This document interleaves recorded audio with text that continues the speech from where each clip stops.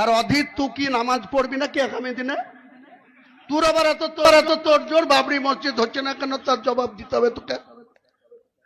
তুই তো বেলডাঙ্গার লোককে বোকা বানাস, সরুলিয়া, জলিলিয়া, আরো মাদ্রাসায় সারগাছিতে দাঁড়িয়ে দাঁড়িয়ে পেন্ট্রোল থেকে মুতে এসে এখানে আবার কোরআনের আয়াত পড়িস।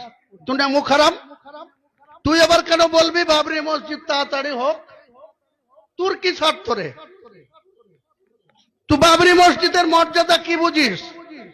তুই কংগ্রেস করিস, তোর প্রধানমন্ত্রী ছিল পিভি নরসিংহ রাও।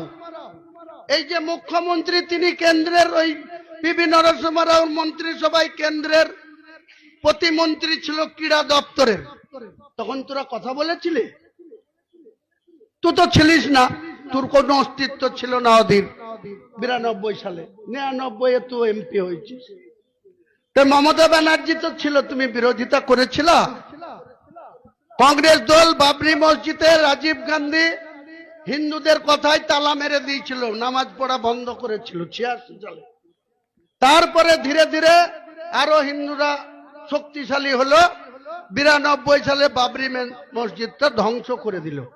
সেই বাবরি মসজিদ আমি প্রতিদিন থ্রেড খাচ্ছি, প্রতিদিন মাথা কেটে নেওয়ার কথা বলছে, তবুও আমি এখানে দাঁড়িয়ে আছি। আর তোরা মুনাফেকরা মজা মারছিস।